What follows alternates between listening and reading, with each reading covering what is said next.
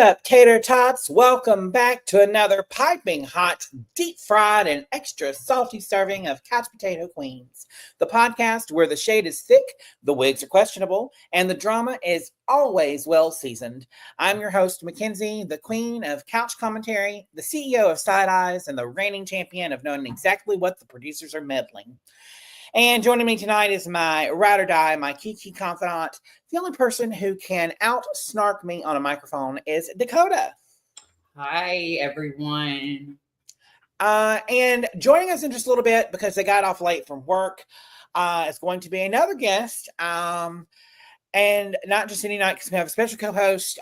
She's Beauty Trickery. She'll read you to your face. But Tsunami Rayne Duvall will be rejoining us again here in just a little bit. Tonight, we are diving headfirst into the drama, the delusion, and the delicious messiness of this week's episode. We've got tears, tantrums, transformations, and because Drag Race can't help itself, some judge shenanigans. Was it deserved or was it a producer plot twist? We're going to spill it all, so grab your snacks, flip up those couch cushions, and let's get shady, baby.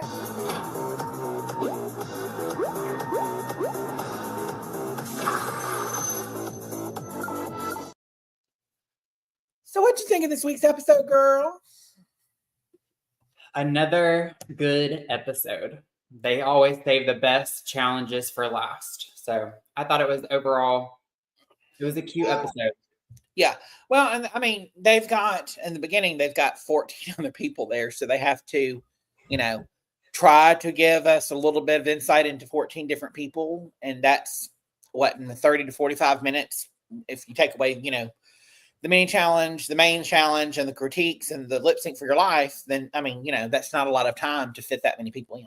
So, yep. And it's good to see everyone, just because being in the LGBTQ plus community,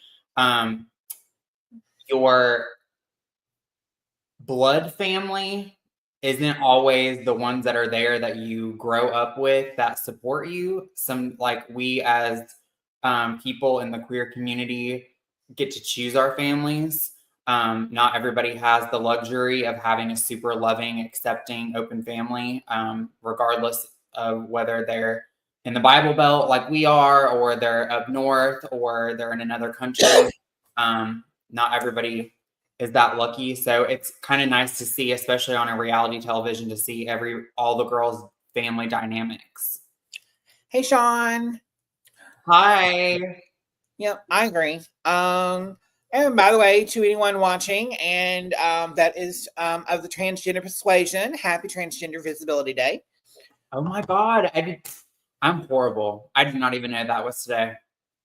It's all over Facebook, girl. That makes sense. I've seen 3 people's posts on 3 trans women's posts on Instagram, and they were all like throwbacks of like them like pre-transition, or they were videos of like trans women that have kind of like blazed the trail for us through the years. And I'm like, I was like, this is a cute, yeah.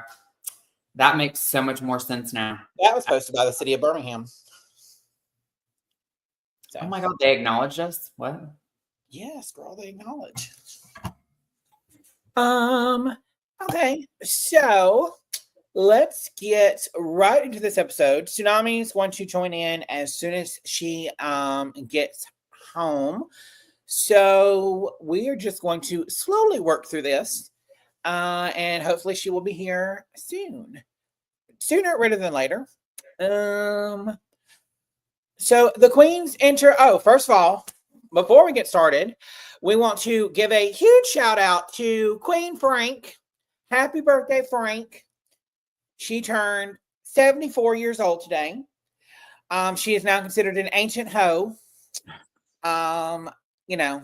But happy birthday, Frank. We hope you had a wonderful birthday and hope you have many, many more to come. So if y'all haven't already, I think his birthday was yesterday, but, send him a message, even if it's late. Happy birthday. Happy birthday, Frank, even though I think Frank's the only person on the channel that I haven't met before. Yep. He'll get there. He's a busy man. Mm-hmm. So the queens enter the workroom fresh from Alana's elimination. They all get emotional reading her goodbye message because, and especially Sam Star. Sam says that she saw her drag career flash before her eyes and that she wasn't ready to go home. Being in the bottom two really, really shook her. And she also says that she doesn't know what to say and that this is new for her. And then she says that she blames Lexi for being in this position. What do you think about all that? When you're getting this close to the end and you've built friendships with people and they choose somebody else in a challenge, I don't think it's personal, but you tend to take it personal just because you're in this space with like all these people that you don't really know. So then, you cling to people that you have, you share commonality with, and when they don't choose you, when you think they should have, get your feelings hurt. So like in the moment, is she butthurt about it? Yeah. I don't really know because it would, if Suzie would have chose her, I mean, not Suzie. Girl, I'm just gonna tell you right now, if you and I was in a competition together and you chose somebody else over me and it put me in the bottom and you was in the top for it, oh bitch, we would have some drama. I understand it. I'm just like trying to look at it from like an outside lens. Like, would I be butthurt? Yeah. Would I be pissed if I was in the bottom? Yeah, because then you've got like this internal battle telling you, okay, well, if she would have chose me, like we could have won. But Anya is a powerhouse in this competition. So rightfully so, Lexi, who has come close to being in the bottom and wants another win, wants to be with that powerhouse, not that they're getting close to the end. So that brings me to my first question. So you just said Anya is a powerhouse in this competition. Why is no one else in the competition seeing her as a powerhouse in this competition? And why are they all focused on Suzie too? I don't know. I almost want to say it's like a cop out, and I'm like, but we said in the last episode, I said maybe they're seeing things that we're not seeing behind the scenes. I don't know why everybody sees her as like the biggest competition, because whenever she's in a challenge, everybody just rolls their eyes like, oh, she's going to be so good. She's going to be so good. Everybody just rolls their eyes like, okay, Suzie, whatever. She flubbed one challenge, but everybody thinks that she's not good or she's not going to be as amazing as she says she is, which, I mean, she does typically well in the challenges. Is she as amazing as she puts herself up to be? No, but it's good to be that positive about yourself. I don't know. I'm trying to ask myself that. Nobody sees Anya as competition, but Anya has the most wins, and they still have not named her as being like, oh, this is the person that I'm scared of. If I had a chance to knock somebody out, I would knock her out. That's who I would knock out. The judges eat her up on the main stage. Are her runways the strongest? No. But that's really the only place that she's lacking, because she has a ton of charisma, a big personality. The judges love her. People like her. And she's amazing in all of the challenges. Hence why she has 4 wins when everybody else has either 1, 2, or 3. So I really don't know. That's the mystery this season as to why everybody sees Suzie as the competition and they don't see Anya as the clear front runner. Yeah. Well, I also think it might be something to do with, if you think about it, Anya is very, very, very congenial. I'll put it that way. She is she goes out of her way to celebrate other people's wins. Like last week when her and Lexi won, yeah, she was celebrating for her, but she was, for me, it came across, she was more celebrating Lexi. Oh my God, girl, you won. Same with, other people that have won. Lana, for example, when Lana won, she was really, oh my God, girl, So, I kind of think it might be, or not Lana, Lydia, because I don't think Lydia, Lydia. So I think it might be more, Lana gives people their flowers and lets them have it. And Suzie, while Suzie does that, Suzie then says, but I thought I was going to, and I don't really hear Anya doing that. So I think it might be a little bit to do with that. I honestly, Colin said, I think they see her as the biggest competition because she's not bothered by anything.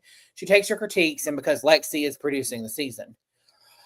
I disagree with you, Joseph. I don't feel like Suzie is just taking her critiques. I feel like she's taking them, and I feel like she's letting them just sit there and marinate too long. And I'll compare her to Sam and Anya.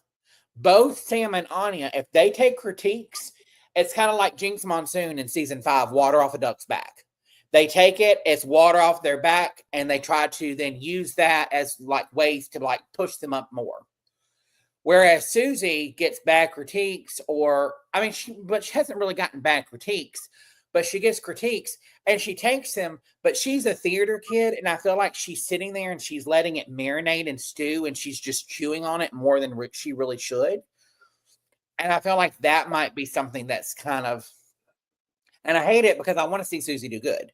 And especially after this episode and like seeing her mom and doing things like that, like I like Suzie even more than, but yeah. I, as someone that didn't see Anya as a front runner towards the beginning, she was kind of like that. She's the underdog where everybody underestimated her. And like, I couldn't really get a gist of like her personality at the beginning of the season. Hence why I wasn't like the biggest fan that was rooting for her until about midway through. I started to see her personality kind of blossom. And she started to get more airtime because a lot of the girls were gone. And you kind of saw, like, other than her having that little flop with Lexi and like the dress getting the spray paint on it and, them having that drama. But like, for the most part, she has been, I will say, I'm not going to sit here and ask, oh, who do you think is the Miss Congeniality of the season? There will be a fan favorite, but this is not the most congenial season by far. Yeah. But I will say that Anya, it's really sad that she's a front runner for winner and Miss Congeniality, because I feel like she has been the most helpful, like defending people when they needed to be defended backstage, when everybody was on their backs, helping Lexi when she was in her head, when, everybody could have just pushed her to the side and said, okay, we'll let her pout in the corner. She came up to her, was like, no, girl, you need to listen to me. So, yeah. I think that they may try to give it to Lana, because a lot of them really liked Lana and how far she got, or or I could see it going to who's the other? Somebody else that's done that too. And then Jeff Collins said, also, I've watched it back, and I'm pretty sure Suzie has been the one to announce and congratulate the winner of the previous episode. Is that production, or is she just making sure she's always has a line? I think it might be her trying to make sure she always has a line, because I'm pretty sure production says, okay, we want y'all to go, sit on the couch, go to the mirror, talk about it, wipe the mirror off, go sit down, and then, somebody say congratulations to the winner. And so I'm sure Suzie's probably just got to where she's just always the one doing it. But if you also notice, Joseph, Sam Starr seems to always be the one after they sit on the couch, usually seems to be always the one giving a line of some sort. Like, oh, this is what happened last week, but girl, it seems like they plug certain people into one certain spot, and you always, and it also, is it just me, or does it feel like Sam Starr is always narrating the season? Someone brought that up. I think someone said that she's gotten, in the confessionals that they film, they said that she's gotten like the most this season so far of like the confessional. She's gotten the most confessional, not the most time. Everybody has the same amount of time, but her clips have been used the most throughout the season. So you can kind of tell, because, and I really started noticing, I think episode before last, but I was like, wow, she's like narrating a lot of this, And also back to this too, because we like to get off subject because we're talkers. Sam, I understand. I would be mad too. I would be upset. I would be hurt, especially your friend didn't choose you. That's probably the person you're closest to in the competition now that most of the girls are gone, because she was close to a couple of other people. but the person that you're close to chose somebody else. Yes, it was to get ahead. It was to better themselves, you know. But if Lexi would have chose Sam, it would have been a completely different dynamic. Would that made them be in the top?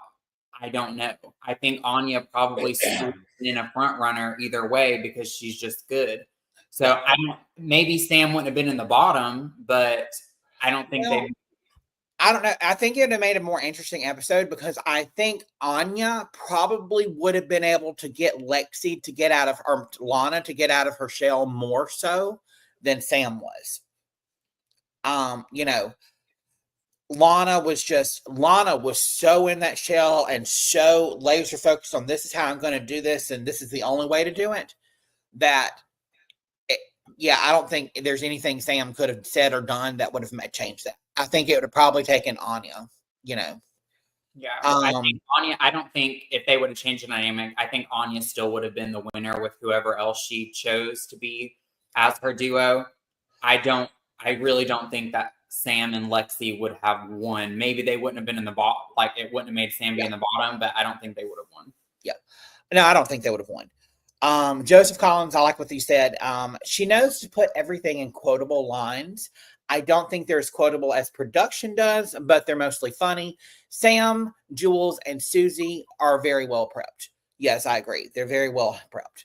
And, you know, I don't know if they're so much funny, but a lot of what Sam is saying is things that you would hear in a dressing room, like them going back and forth and, you know, but I feel like it's probably funnier than most of the other queens. I don't feel like many of the queens just have that. The funny thing is, too, Joseph said Sam, Jules, and Suzie were very well prepped when it comes to their theatrics and the things that they say. Susie's a theater queen. So and then, of course, Sam. But Sam and Jules come from the same drag family and they're pageant girls. So I mean, we got pageant girls, two pageant girls. Well, two pageant girls and two theater girls, technically. You mean that's her? That's her? That's her? I'm gonna call that out. Yes, I literally got on our live about 3 minutes before we went live, and I was like, "Girl," I was like, "You're wearing your hair down. What is this?" She always wears hair now. So. Yeah, that's why her face is a little puffy, and it looks like she's had some collagen. Hold on, you look out of here. Bye. You look rusted. I would rather my face look puffy than haggard. Bitch called me fat. So enough said. It's also at least the season is almost over. Girl, we still got another 3 weeks of this. This stuff ain't gonna be over till the end of April. Anyway, I like RuPaul's Drag Race, but God, I feel like this season is like dragging. Like, no pun intended. I think it feels like it's dragging because we're on episode 13 and we still have a top 5. So I mean, it's just like the older seasons were like a couple episodes shorter, just because like the funding wasn't there in the earlier seasons, and they weren't worried about, oh well, let's have 1 or 2 episodes where none of the girls go home so they can actually showcase their drag after we paid all this money to ship them their drag here. So like there's 2 more episodes in the newer seasons than there were in the old season. So I think that's a lot of it too. Joseph Collins said 3 weeks in the postseason drama. Girl, the drama this time has been crazy. And just heads up, folks, they've already filmed the finale. And there's already a lot of spoilers online, so just be careful what you look at on Twitter. That's all I'm going to say. Thank God. That is probably the only thing that saves me from like teasers and ruining stuff for me is I don't read threads and I don't have X or Twitter. And if I don't tell you. Yeah, if Mackenzie doesn't tell me. There's sometimes I feel like whenever I don't answer the phone, maybe it's the universe telling me like, don't answer the phone, or we're not going to let you hear this phone call because she's going to tell you things that you don't need to hear right now. That's what I tell myself anyway. Girl. And then there's times I call you where it's something you really need to know. Yeah. Anyway, Anya Nerve is happy because she's happy as a duck, leading with 4 wins. All the girls congratulate. All the girls congratulate Lexi and Anya on their win. Lexi is now in the 2-win club, and her confidence beast is growing and being fed. And then Anya says, "This isn't a game of how many wins do you have, but who makes it to the end." That's very true. Jules says that she is feeling overlooked because everyone else has 1 win, has 2 wins. And she says top 5 was her goal today. Top 4 is her goal tomorrow. I mean, at least she's taking it one day at a time. Then the queens let out some steam, making fun of Anya and her turkey walk, which is what we see right here on the screen. Girl, that turkey walk, I have had nightmares of that fucking turkey. Like, what it is, like, it's not a cute look, and it's not like the ugliest thing that I've ever seen either. But you and Benila Krim are the only 2 people I know that said, I hate it. I hate it. It makes me uncomfortable. Training to the Talk on Training Channel, I was like, I fucking hate this. I hate this. Is it the headpiece? Is it? I don't know. It's just something about the thing. I have seen some other looks that were rated well on the runway that I didn't like, that were gave me like the ick or like made me feel some type of way. But that outfit, I was just like,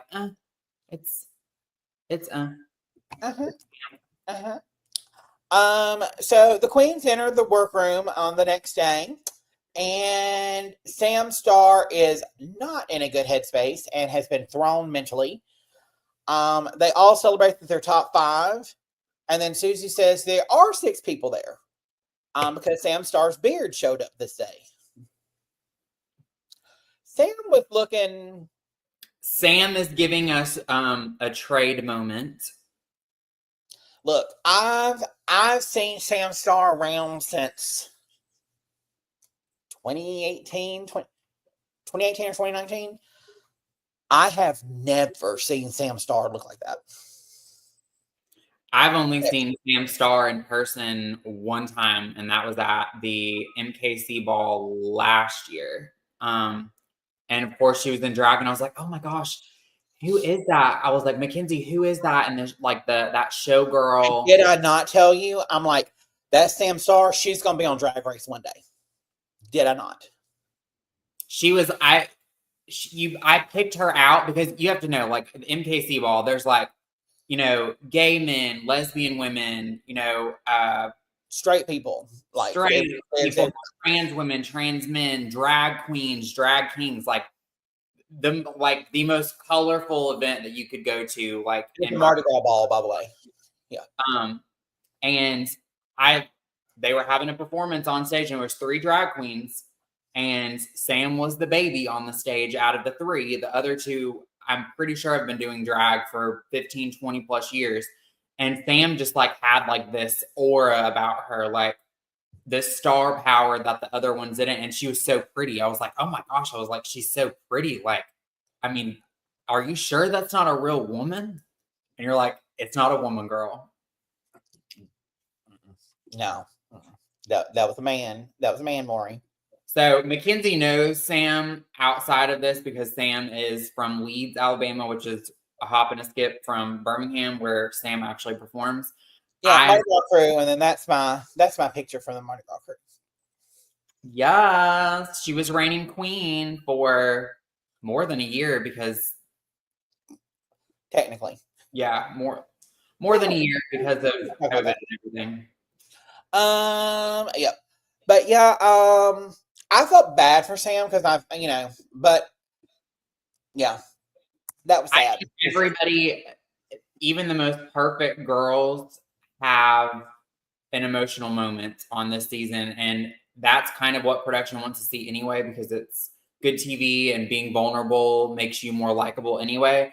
But she's been doing so well, and the fact that, oh, my only friend didn't choose me in the mini challenge, and they also I ended up being in the bottom, and I feel like I could have probably not been. I wouldn't say her only friend, because I mean she's friends with Jules, but they have strict instructions from Trinity the Tuck. You and Jules better not go in there acting like you know each other. Y'all better not choose anything but each other for nothing.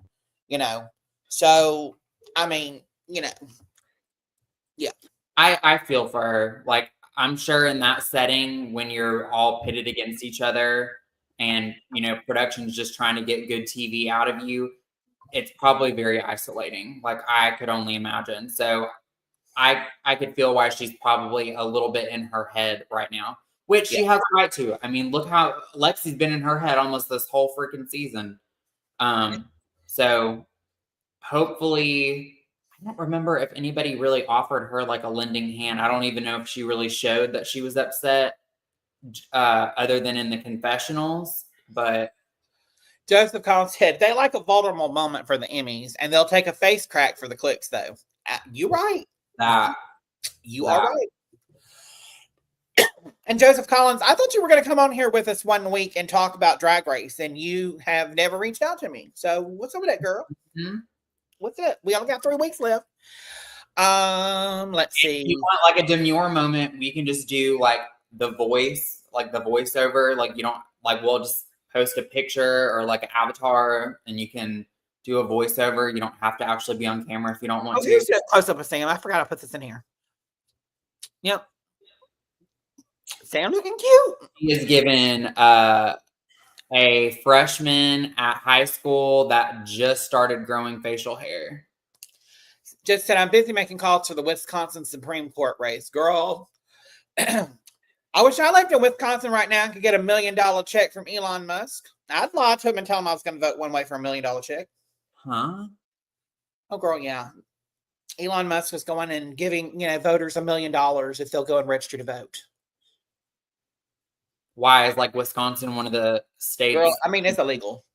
He's not supposed to be able to do that. And, but when the courts and when the laws matter in this country. Yeah, but I also heard something about, I think it was yesterday, I overheard it on the news, something about if you own all these businesses, you can't technically be in like politics. So like you only have like 60 days or something to be, or 60 to 90 days. And if you don't give up the businesses, you have to like bow out or whatever. So like technically he's not in that position anymore. He like, I don't know, the way that I heard it too, Sophie Dopey. I want to see him on Traders just so that I can see him get murdered. Ding. Anyway, and then Sophie said that sounds stupid. Could not agree more. Anyway, RuPaul walks in and tells us that today's mini challenge is a game called Spill the Tea.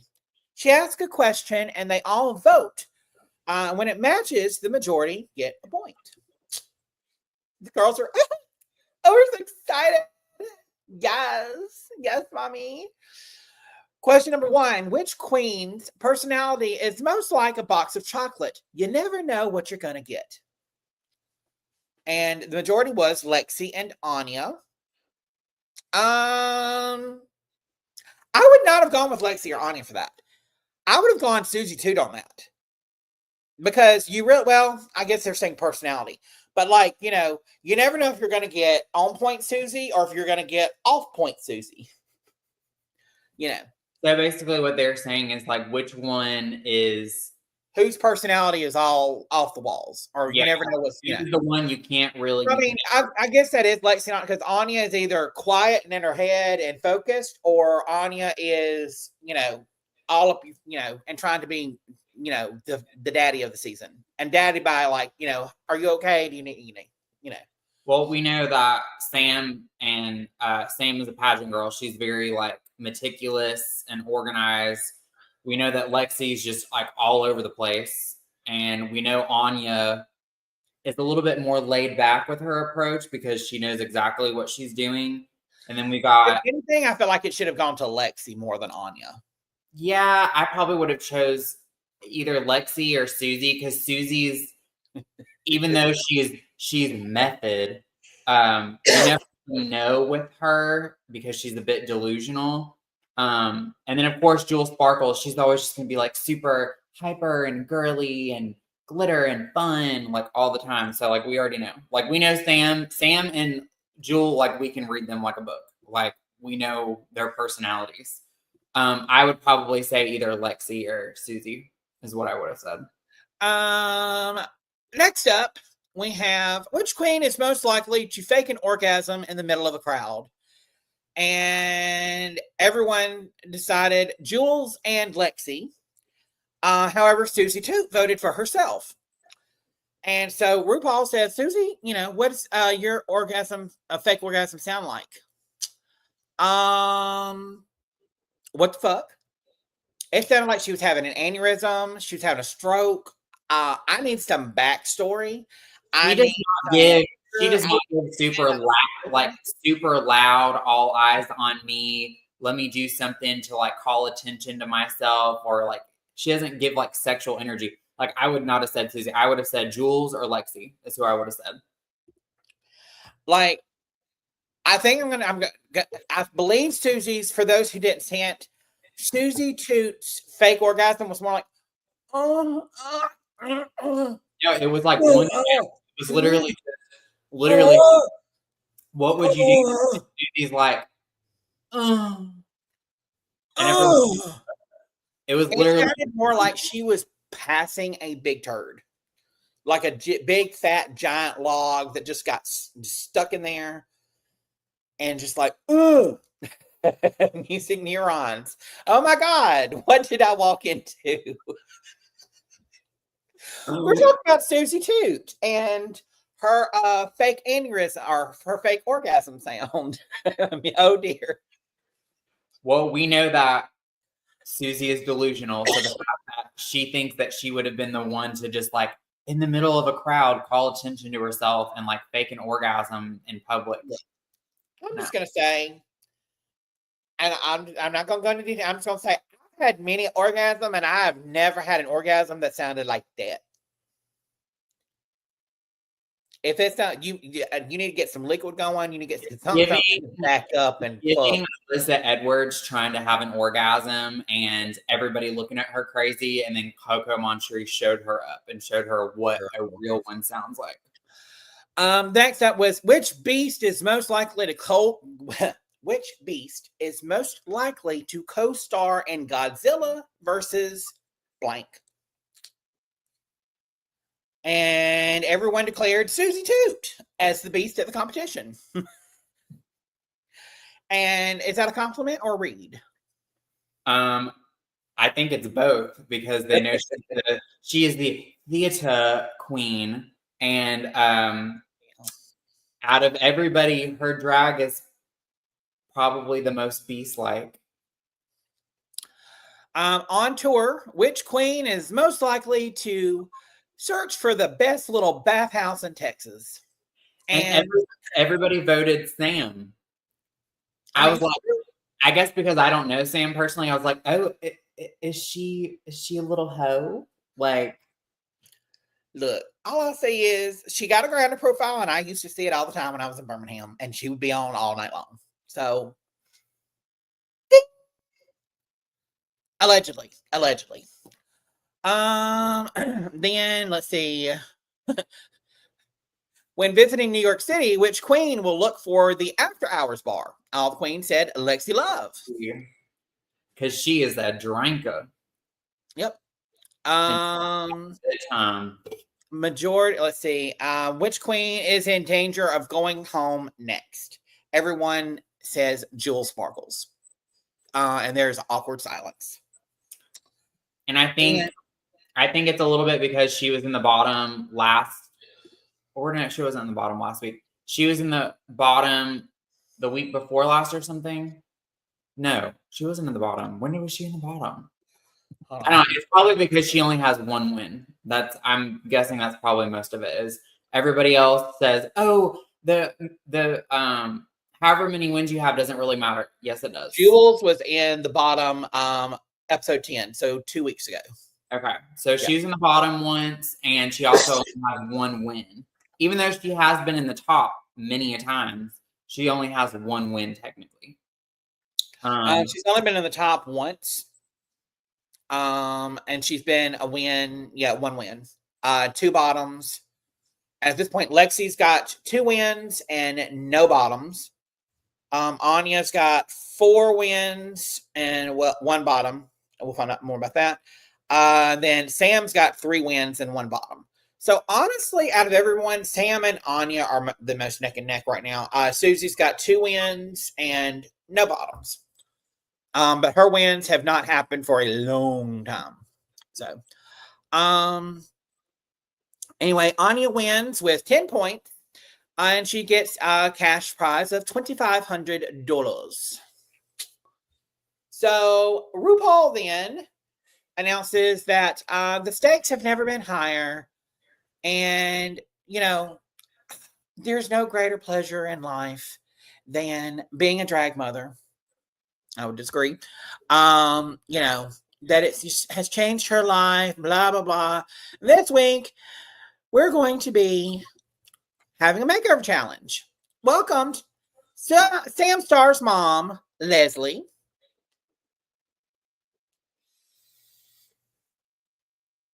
And she is everything that I thought she was going to be. She is a Southern belle, the thick country accent. Mm-hmm. Yeah. This would be your face if you were on Drag Race and you hadn't seen your mom in a while and your mama walked in all of a sudden. That would be, you'd be like, ooh, you would be doing that. And it's so crazy too. The best family dynamics. Hi. The best family dynamics to me, like the ones that hit home the most, that are like most like my family dynamic, would be Jules and her dad and Sam and her mom. Like and they seem like they were the closest with their parents. And they had a dynamic that was like closer to like how my parents are and how my family is. I mean, don't get me wrong. I'm me and my mom are close, and me and my birth mother close. She comes and watches the show a lot. But I mean, I would probably, if I was in the show and somebody came in and either one, I would just like, hey, give them a little hug. I would probably give you a bigger hug and you a bigger reaction seeing you come in if it was a makeover challenge than I would. Well, I'm sure they probably have to have a list of like maybe emergency contacts or like contacts that in case of a challenge. So like, I would put people on there, of course, that I think would maybe accept to come. Like, I honestly, as much as I love my parents, they're not really ones to go on TV or like anything to do with like film and who would go on TV? Who? One of your brothers. Montana or if it had to be a family member, it'd be Montana or Nevada for sure. Yeah. Nevada's the pretty boy, but like Montana's the big personality. And he just happens to be the baby out of all of us. I would probably say either Montana. He would put you to shame in a brawl. Oh, hell yeah. Hell yeah. That boy is 6 foot. That boy is like 6'3" and like 500 pounds. And like, he's a big boy. Like, he's like Mistress Isabel Brooks' realness. Mary said, pick someone who can do good and who can look good in drag and be smart. But that's the problem, is they're not able to pick anyone. How the thing works is whenever they get to Drag Race, the producers then call their families and say, we're going to have a makeover challenge and we need someone to come on that is willing to be put into drag. And the queens have no idea it's coming. The queens aren't involved in it. The queens don't know about it. And that's the reason they do it. So, just in case this happened, I would only put people on my list that I think would come and that I think would be okay with that. Like, so I would probably put I'd put my mom on there. I would put like 1 or 2 of my brothers on there. And then like, I was like trying to think about it last night. I'm like, who would I invite? Like who? And then I was like, if it could be like a friend or a family friend, I would probably choose you. Yeah. But I really don't know. Like, it would have to be either like my mom, my dad definitely wouldn't, but maybe either one of my brothers, my mom, or like you, or I was trying to think of another family member that would be apt to do it. I don't know. Anyway, hard. It's hard. next up we had Suzie Toot and her mom. I'm trying to get this to play. Suzie Toot and her mom, Susan. If my mama ever did go on, this would be how my mom would be. She would be very small, very tiny, always cold, and just kind of like, you know. It's hard, like, when you've never been on anything like that. You've never had cameras on you. You've never had a production team running around back. So you really don't know what to expect. You don't know what to do. You don't know, like, you don't want to break the third wall, the fourth wall by looking at the cameras and stuff. So, like, I could understand, like, her mom and hers dynamic was, like, the least... I don't know what word to use to describe their relationship. Sure. You can tell their relationship is maybe strained. Like, I thought Lexi and her mom's relationship was going to be strained because of what Lexi has told us, how her mom kicked her out when she was like 16. So I thought she was going to have a bit of a strained relationship with her mom, but like, she was actually super close with her mom. I didn't think, with how confident Suzie is, that her mom almost looks like she's comes from, because I think they're Jewish. So I assume from seeing her that she's a very conservative Jewish woman. So very much out of her wheelhouse. I think, like how Lexi says, okay, well, I'm a theater kid, even though it doesn't seem like it. I'm a theater kid, and while I was out doing drugs for all of my 20s, Suzie wasn't out there doing that. Suzie was honing her craft and like, being on, like, doing theater shows and like perfecting her drag and stuff. Like, Suzie is me in another universe. So like, I think that's helped Suzie, though, is her mom seems like she's probably very strict, not narrow-minded, but just very like sheltered. I guess she probably was very sheltering for Suzie. So I think that's probably why Suzie put so much effort and hard work into her craft, because it was like an escape for her. Y'all, welcome back to the stage. The one and only Tsunami Rayne Duvall. Hello, darling. Hi. Girl, we have been going so slow. We are just on the parents entering. Okay, sickening. But yeah, so Suzie Toot's mom enters. Then we have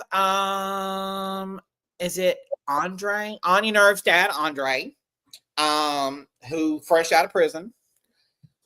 Good for him. Joseph Collins says, Susie's mom's giving whatever the opposite of Mama Rose is. Very much not a stage mom.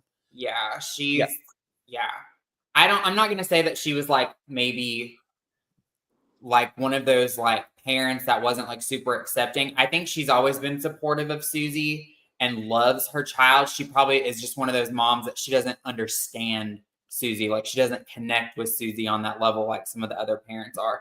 But honestly, Suzie was living her Rachel Berry fantasy. She was living her fantasy, definitely. Yep. It also says, also bring all men or all women. I mean, I can see where you're saying that, but I feel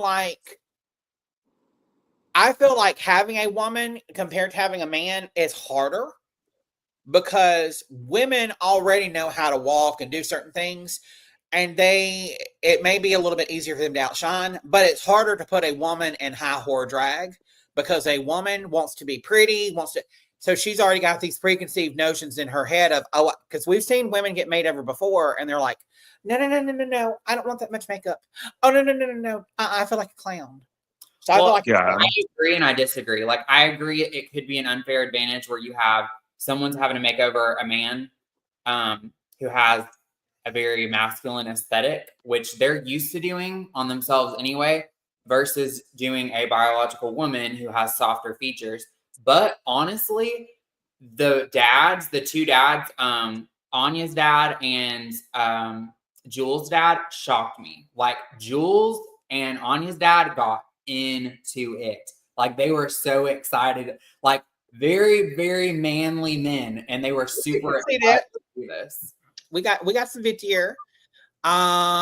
then after we had Andre, and Andre, I mean, kudos to him because you don't see very many black men, especially black men who've been to prison and think, going on a show and being put in high floor drag. So, have Jewel's dad, Douglas, entering saying, "Hey, Queen." Yes. I that would was say, super cute. Yeah. Jules' dad, I would say out of everybody, Jules' dad is probably one of the most supportive and loving parents. The fact that they moved to Florida mostly for Jules and they literally lived Jules' dad's work was right across from a gay bar. So, yep. Yeah. Then we have, last but not least, we have Lexi's biological mom, Tammy. Now, there's been a lot of backlash about Tammy. That's my mom's name. Is it really? Mm-hmm. There's a lot of fallout about Tammy and Lexi, and that she kicked out Lexi when Lexi was 18. The reason she kicked Lexi out when she was 18 is Lexi was smoking meth and causing a ruckus. So, I mean, it's really easy to judge people from an outside perspective when you don't really know how the dynamic was. Of course, a person that we see on TV that we all love and we love their story, of course, we're going to want to defend them, but we don't really know how that was growing up. Like, we know, like, not all of us were the most innocent teenagers and that we were the kindest to our parents growing up. Absolutely. I'm not saying I was out there doing drugs or hoeing and blowing. I was not doing none of that. But let me just say, I had a mouth on me, especially in high school. And me and my mom got into many of arguments because me and my mom are like this. And we have very similar personalities. And we butted heads a lot. Mm-hmm. Like Joseph Collins said, Drag Race fans always got to make a villain. And speaking of trying to make a villain, they've also tried to make a villain out of Susie's mom, Susan, saying that she was lackluster and she was all that she didn't really try. And, girl, no, it was not anything to do with her. She's an older woman. She was doing what an older woman does. Did you see how dainty her legs were when they were on the main stage? Her mom looks so frail. And I think her mom was like the oldest out of all the parents anyway. And I feel like she did her best. Like, I feel like she's just one of those people. She doesn't have a big personality. Like, she's very. Yep. And instead of Drag Race fans, y'all are so fucking toxic. Instead of demonizing these people for going on TV for their children, why don't you applaud it? I mean, 10 years ago, 15 years ago, this wouldn't have happened. Yeah. So, I take everything that I see on TV, especially reality TV, with a grain of salt. I just accept people how they are. Well, what are you talking about? It's all real. It's real life. Mm-hmm. Yeah. Real as my titties are.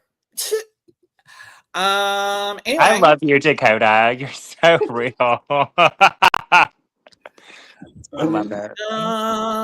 So Sam gets super emotional when her mom walks in through the door, as do all of the queens. But nobody as much as Miss RuPaul Charles. Miss RuPaul Charles starts getting some tears in her eyes. Yeah. So then they start working through the workroom. Sam Starr's mom says that she wants to look like an S&M Dolly Parton. And Sam Starr says that she is more country than a buttered biscuit. Period. If there was anybody to give the parent what they wanted, it was going to be Sam. Like, we knew that. Oh, mama, you want to be Dolly Parton, but you want to be S&M? Okay, we'll do that. Jessica Collins said 10 years ago, we had the homophobic dude that looked like that one girl gremlin. Makeovers have gotten safer and wholesome for everyone involved. I don't know that he was like homophobic. I remember who she was talking about. You've got the one who thought that he killed Judy Garland. It was the one where it was the guy that, oh my God, what was her name? She was the one that Courtney Act said she was like the knockoff version of Courtney Act. And they made over the husbands, and then the wives came on stage in tuxes and they got married. It was like straight couples. Oh, yeah. They came on stage and the drag queens made over the husbands. And it was like, the guy was just saying, he's like, oh, well, like, I don't know how my friends are going to think when they see me like this. Like, I highly doubt your friends are going to be watching this TV show. Jocelyn Fox. Jocelyn Fox. Yes, it was the guy that Jocelyn Fox made over. I remember him. Susie's mom says that she doesn't know how much energy she's going to have, and that she'll be able to wear heels. And Suzie then says that she wishes that she had a more enthusiastic partner. But I mean, you know, it's not even so much about enthusiasm, and it's not so much about their energy. They're not judging based on that. They're judging based off of drag family resemblance. How many times have we seen this? Drag family. Thank you, Mary. Jocelyn Fox. Yeah, and then Joseph Collins said he threw up. Yep. But drag family resemblance, you know.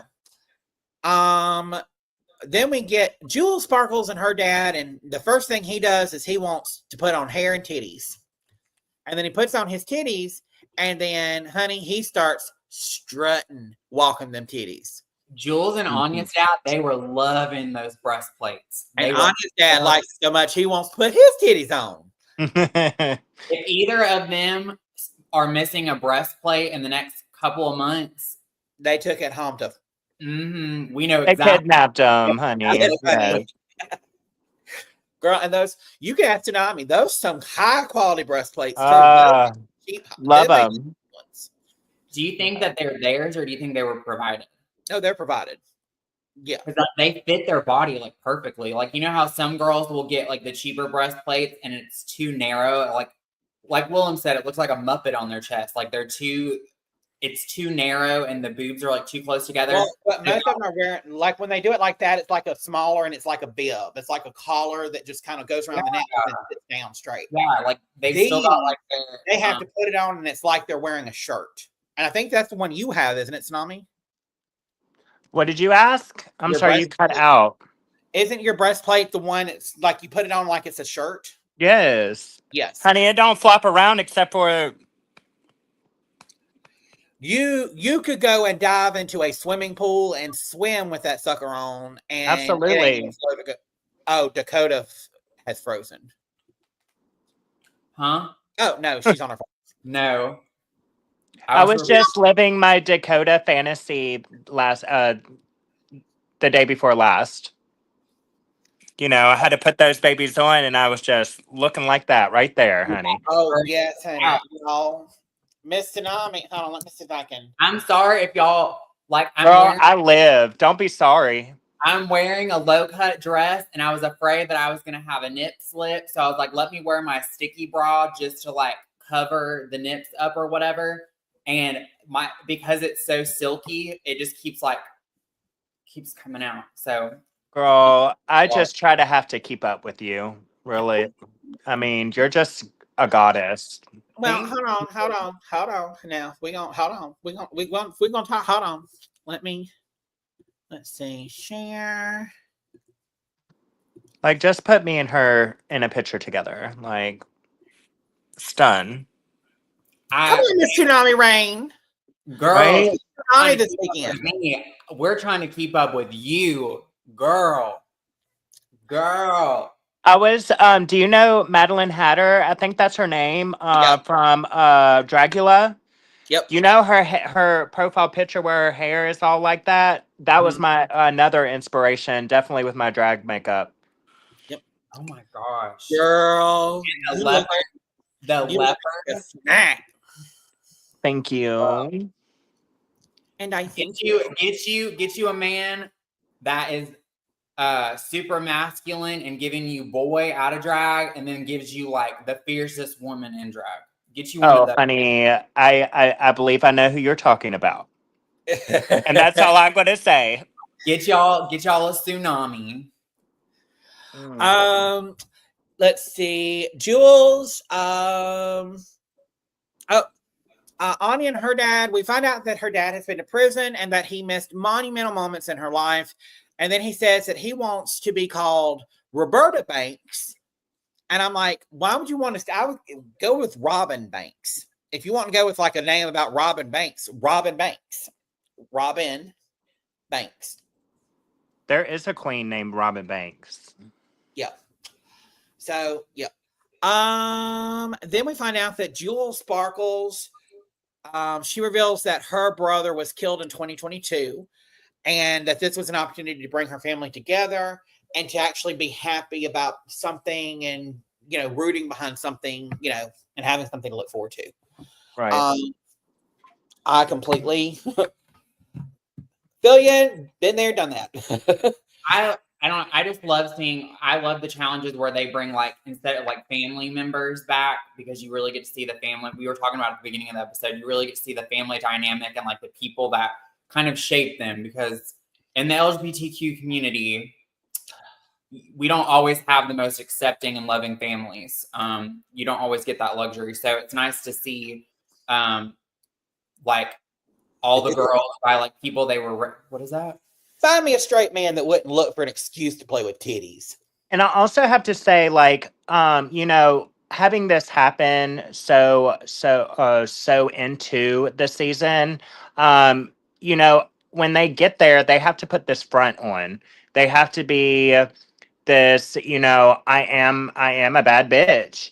And to see something so vulnerable like this happen, you see a different part of that person. So, you know, episodes like this do like get me as well, and I kind of understand how RuPaul was, you know, tearing up during it, because they've seen the tough side. Now let's see the vulnerability. Yep, I agree. Then we find out from Lexi, she is so shocked and said that their relationship's been rough, that her mom did kick her out when she was 18, but she's overjoyed at the amount of love she's feeling right now in this moment from her mom. And Julie said about the boobs, by the way, said, those some big boobs. And then he calls himself, I look like Viola Davis in these titties. And come on, Viola. I also think too, like, people judging, super fans like to judge things super, super harshly, but they're only looking at it from a very, very small lens. Like, are we going to blame and hold a judgment against someone for something that they did however many years ago, when you don't even really know the whole story or the complete dynamic of what happened? Like, I'm not someone that's a grudge holder. Like, we all make mistakes. And just because you're a parent doesn't mean that you're the perfect parent. And parents make mistakes. We're human. And I'm just happy to see that her mom and her have a good relationship now, and her mom's making up for lost time. Yep. Absolutely. And, you know, she's come a long way from all that. So it's great to see where she is now, more so. But also it shows what shaped her into who she is today. So I agree. Then we find out that Jewel's dad is demanding long nails in the reveal. And then Anya's dad says he's ready to feel fabulous. And then Lexi's mom is using she pronouns and calling her the best daughter ever. So that was a really great moment. Now, coming like from someone like us, like that transition, like having your parents calling you like the correct pronouns is kind of a big deal. Like, it doesn't seem like it'd be that big of a deal, but it is kind of a big deal. Like, I never really thought that my parents, you know, my family's always known me as this. My personality hasn't changed. I'm still the same person. Now my appearance changed a little bit, but I never expected my parents to say a little bit, looking at your titties, a little bit. She, her. I never expected them to use the right pronouns. Like, maybe my mom, maybe my grandparents and stuff, but like, I didn't expect my dad and like my 4 younger burly football brothers to all do it. And like, literally never had to ask them. I basically told a couple of people in the family that I was, and I started hormones, and I started presenting a bit more feminine and less androgynous like I was in early high school. And lo and behold, everybody started saying, like, now they will still use my slave name in public. And sometimes it throws me off, because I'm like, my mom will be calling me for like 5 minutes and she's like, did you not hear me calling your name? I'm like, I'm sorry, but I do not answer to my slave name in public. And she's like, I'll say it because it's not my legal name or anything. It's just a nickname. But she'll be in public. She'll be like, Cody, where are you, Cody? Come here. Let me show you this. Your name has always been Dakota. Like, even from birth. Like, Dakota is my name. Yeah. But a popular nickname for Dakota I've met 4 other Dakotas in my life, 2 boys and two girls. And every single one of them's nickname was Cody. The first time I went out with you and your family and we were all doing stuff, and then I heard them like, "Where's Cody?" And they're like, "Where's Cody?" And I'm like, "Who the fuck is Cody?" Yeah. The shade. Most of my family, like close family, calls me Cody. Like that's just what they've always called me. Now I knew growing up if I was getting in trouble to anybody else, when your mom or your dad says your full entire name, you know your ass is grass. When she's like Dakota Rayne Wages, I was like, oh shit, I'm about to get my ass tore up. You look both ways before you cross into the next doorway. At least you Dakota, which is unisex. Your first name could have been Cornelius. And so now your mom could be going around Cornelius. And then I would have delightfully changed it to Cornelia. Girl, no, we wouldn't be friends. I think I don't have any pictures of it, but like I think the funniest moment with the parents in the workroom was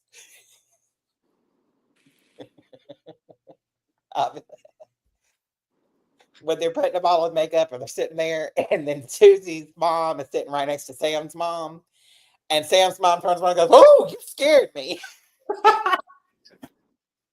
You look like a gremlin with that makeup on, girl. If anybody wants to know where Sam Star got her shade from, she inherited it from her mama. A mess. I will say that it is not a lie. It's not put on for. Sam Star's mom is at the club every fucking weekend.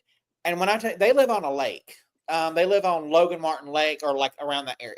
When I tell you that her mama will go out to the lake and will just be like, "Y'all, my son's a drag queen. Look at this picture of my son. He's a drag queen. Y'all want to go to the bar tonight? We're going to go to the drag bar tonight. See a show." And she will pull up to, I'm not going to say the name of the bar because I hate the establishment, but she will pull up 5 or 6 cars deep with a bunch of people, and they'll all walk in, pay, and go, and have a big table and sit there and tip all the girl. So I'm going to say that to, her mom, because not a lot of parents do that. And to show that much support will mean a lot. I agree. Oh, by the way, I know I wasn't here at the beginning, but happy Transgender Day of Visibility, by the way. You missed what I said about you. I said, wait, Tots, tonight is not just any night because we have a special guest co-host in the building. She's beauty, she's grace. She'll read you to your face. Please welcome the Storm of Glamour herself. So that was your intro, girl. Yes. Thank you. I didn't even know that today was Transgender Day of Visibility, because I told Mackenzie, I was like, I did not even know that. It makes sense that I saw 3 different trans girls that I follow on Instagram. The biggest one, Carmen Carrera, posted like video clips of like trans women that have kind of like blazed the path for us the last like 30 or 40 years. And she was like posting snippets of interviews and stuff. And I was like, oh, this is like a really cute post. And then when she said that, I was like, that makes so much sense now. I think it's so important to remember too, because let's keep it real. Gay men, lesbians, whatever, y'all would not have your rights today if it were not for trans women, because, who threw that first brick at Stonewall? Was it a gay man? No, because they couldn't pick it up because of the wrist. Was it a lesbian? No, they wasn't jacked up back then. It was a trans woman. It was a black trans woman, baby. Say it proud. Black trans woman. Yes, absolutely. Yep, Marsha P. Johnson. And the best woman ever. Yes, and Mackenzie looks amazing. Mackenzie was actually the brick that was thrown at Stonewall. And I mean, girl, the Botox. No, girl, I was not. That was Corey King. Oh, not Corey King, honey. Yes, honey, Corey King.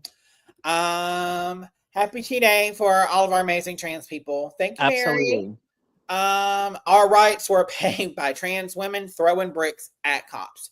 Yes. And so now that their rights are being taken away, we need everyone to throw bricks as well. Because Yeah, I don't like violence. I love love. Yes, I am not a big person. I'm not super big. Tsunami Rayne. I love love. I'm not super big in religion. I had never met Tsunami. We have never met in person until January, I think, and we finally met in person. No, I met you at Pride. Oh, yeah, that's right. But, girl, at Pride, I was on the Pride board. So at Pride, I don't remember meeting anybody at Pride. Nashville. I think I met you through your ex, too, the first time. Yes. Yeah. And, but anyway, but like that was the first time that we like met, and like we both like knew, like, hey, girl, hey. But even with that said, these two people on the screen right now are the only reason that I'm still alive. Because whenever the shit happened to me back in 2022 and my fiance got murdered, Dakota was there, but Tsunami, we were only messaging back and forth a lot on Facebook, and I think I told her what happened on Facebook. And Tsunami reached out to me every 2 or 3 days. Are you okay, girl? I haven't seen you post in a couple of days. Are you okay? Are you okay? Mm-hmm. So I love me some Mackenzie now. That's a real friend. I like to chip off the brick every once in a while, you know. I mean, you know. And to go, and it's like super isolating too, anyway, because as loving and accepting as the community can be in Birmingham, it can also be like very, very toxic. And I've never been a part of the community in Birmingham. I'm just a very demure cisgendered woman living in Central Alabama. So I'm just gonna say, the state of Alabama, I don't know what it is about it. I know girls that have moved out of Alabama to Nashville, to Atlanta, and they're like, it is a completely different scene. We have more community here. There's more like more of a sisterhood. Birmingham, Alabama is toxic as fuck. And I've noticed too, from like stories that I've heard from like you and other people that have been in the community or in the community, a lot of the people that are like quote unquote toxic or are tarnishing the community's name are not even people that are from here. They're like people that moved here and have lived here for years, or they're people that have moved here recently. They're not even people that are from, or they're like from, not even from Central Alabama. They're from like North or South Alabama or something. So I find that all I'm saying is support those who support you. Mm-hmm. And that's the reason you see two people on the screen with me right now for the Drag Race recount. Judge Collins said Alabama has that Mardi Gras tradition. If you're not a king or queen, you're nothing, whether that's a drag ball or just an average show. And see, I'm a Mardi Gras queen. So that's why I have a little bit more clout. But I pissed off the wrong people by being too truthful, and that's kind of I stand up to bullies, and I got my hand twisted all the way backwards. So, you know, that's just how that is. And I'm not from Alabama. I'm not from Alabama. Anybody watching who I don't think none of us are from Alabama. I was born in Tampa. Well, granted, I was raised here, but I was born in Tampa, Florida. Mackenzie was born in Central Mississippi. Okay. Where was I from? Come on, Dakota. Where was I from? India Farah is from there. Orlando. No. India Farah, Roanoke, Virginia. I was going to say either West Virginia or Virginia, but I knew it was a Virginia. Yeah, Virginia. I guess I didn't know this. Well, and I'm just going to say this too. Anybody who's watching who doesn't like the people that I have on as guests, you think I care? You don't like it? Come and join. Come and give your 2 cents. I will love to fight with you. Girl, like I'm just helping out as a guest host this season because I don't have anything else to do. So like if someone thinks they can do a better job than me, y'all probably can. I'm just helping. And I'm just carrying the group. So y'all just, it's whatever. No lies were told. I'm just kidding. On them big manly shoulders with that chest, with that 6-pack, with Tsunami want to be sly. She want to go. Here's what Tsunami does. Tsunami will go and take thirst trap photos and then post them on her Facebook page. And then a week later, when I'm like, Dakota, you got to see these pictures, and I go back to find them, that bitch done deleted these photos. I spent 30 minutes looking through all 50 of your profiles, being like, I know I saw this bitch post. The first time that you had guest hosted on this season, Tsunami, it was like the first episode. It was like, what was it, episode 4 or 5 or something that Tsunami guest hosted for the first time. It was literally like a day or two after, and we weren't friends on social media yet. And Mackenzie's like, girl, look at Tsunami. And like she sent a couple of pictures of you and drag, and then she's like, this is Tsunami out of drag. Look, this is trade, girl. And she Not sent the screenshots, girl. Yes, screenshots. Because I don't think Nelly, she was your friend. I think it was either TikTok or Instagram. She hadn't followed you yet. So that's, girl, if you saw the screenshots Dakota and I have sent back and forth to each other, our phones can never get stolen because we would have to move and get a new identity. Gosh. Let's hurry because we get too off track. Yes, we are. We are. We have our guest judge this week is LaRoche and what was her name? June Diane Raphael. And Miss RuPaul Charles was feeling herself on this one. Girl, look at her strut. It reminds me of one of her promo looks.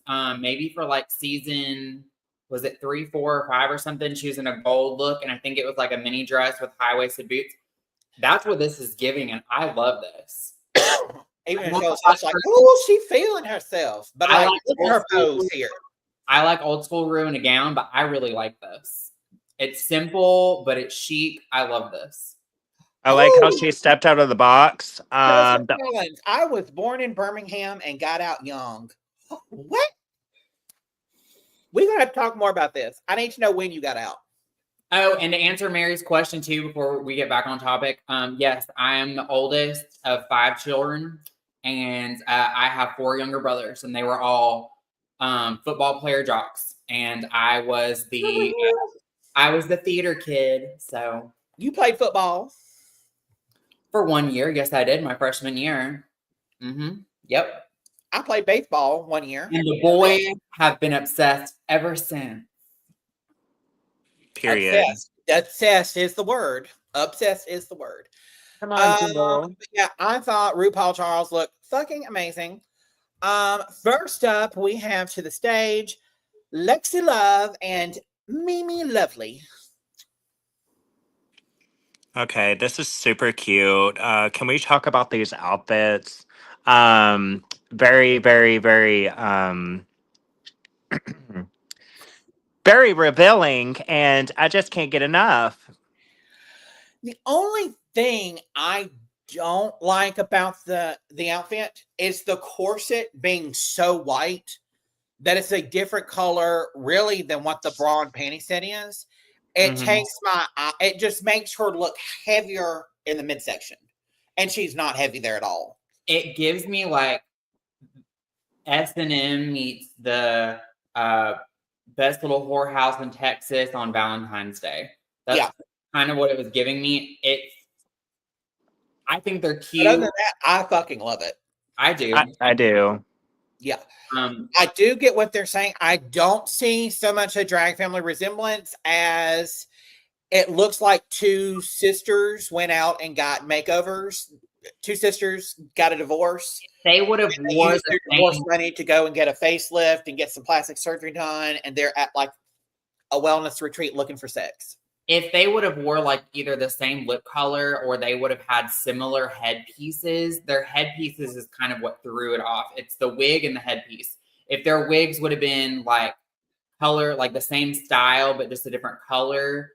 Yeah. And then they would have had headpieces the same way in a different color, it would have been more cohesive. It's basically from the neck up that is throwing me off, because the rest of the look looks, I mean, the same. It's just in a different color. I think it's just the wig and the headpiece that's making it not look like a family resemblance to me. Another thing is like family resemblance. It basically like same paint as the person, correct? So I'm waiting for that. Yeah. Yeah. And I mean, like yeah. the costumes, you can do that all day long, baby. But Yeah. where's the resemblance right here? Joseph Collins said it's giving Sunset Boulevard, Old Hollywood. Love this. She also didn't have to compete with Suzie because Suzie did 20s animation instead of vintage Hollywood, so no one compared them. Yeah, I agree. Yeah, I think their makeup looked similar. I just, I don't know. I kind of agree with Dakota. The hair is off. Like they should have done matching hair, and they should have done more of a matching, headpiece. And I get the headpiece, but honestly, I feel like it might have been more elevated without the headpiece. If they had just both put on like a big piece of hair, I think that would have been a little bit of a. Suzie loves a colored wig. She loves a headpiece. You mean Lexi? Huh? You mean Lexi? What did I say? You said Suzie. Oh, sorry. Lexi loves a colored wig. She loves a headpiece, and she loves a super oversized shawl or robe to drag behind her. Absolutely. But I would mop this look. I would mop it. I would mop it. Next up we have Miss Sam Star and Miss Sassy Star. Now, I do have to say something, okay? So we're talking about family resemblance. They look alike. Spot on. That is what a family resemblance needs to look like. Same makeup, same hair, same outfit, maybe a little different, but not too off. She's the most, I will say, she had the most cohesive look.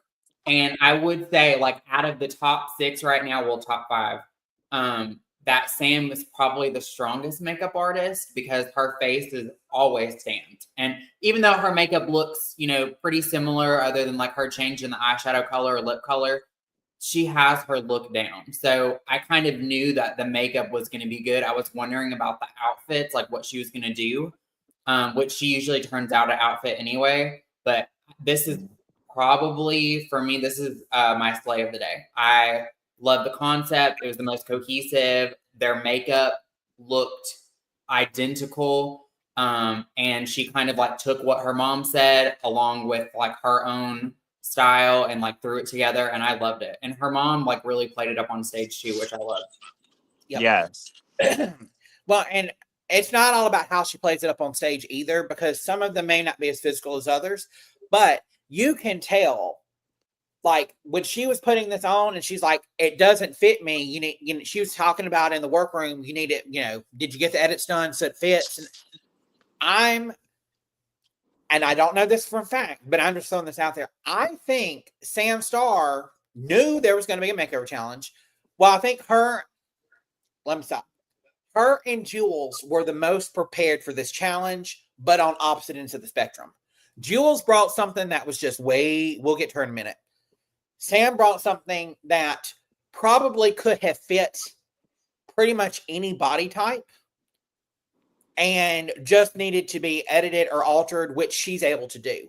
She brought this wig, she brought, this hat, she brought, the corset so that she could edit it because she knew there'd be a makeover challenge. So she specifically brought this, I feel, for the makeover challenge. Mm-hmm. Well, they said on Roscoe's that Trinity and Sam were on there. Anyone else think Sam's mom is giving everything we like about Abby Lee Miller without everything we hate? I see what you mean. Yes. Yep. What were we saying, Dakota? What was I saying? I was saying that I felt like her and Jules, we'll get to Jules later, but Jules was the most prepared because they had the most cohesive looks. Yes. Well, I feel like she brought this so she could edit it to fit whoever, Sam and Trinity on Roscoe's were talking that her and Jules raided Trinity's closet, and then when they got there, they said they raided each other's closet for like different challenges and looks. So like not only did Sam have her own looks and Jewel had her own looks, they also raided their drag mother's closets, and then they shared stuff while they were there as well. So they probably had the biggest repertoire of clothes. We're gonna get to more to that by the end too. So yeah, I think we all said that we would mop this look. So yeah, and love. I think that's the slay of the day. Slay of the for day. me. Oh yeah, sorry, slay of the day. Yeah, sorry. Yep, I agree. Slay of the day. Mackenzie's wearing her hair down this episode. She can't even think straight. Yeah.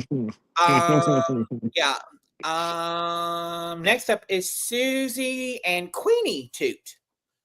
I mean, it was a high concept Betty Boop. Okay. But Suzie is just, first of all, did anybody else clock the fact that her mom's face looked like Boo Boo the Fool and her face looked better? I mean, not that much better, but it was like, ugh. I don't know. Sorry. I'll let you go because I'm still going to think on it. I'll let Tsunami because I interrupted Tsunami. Tsunami, you go.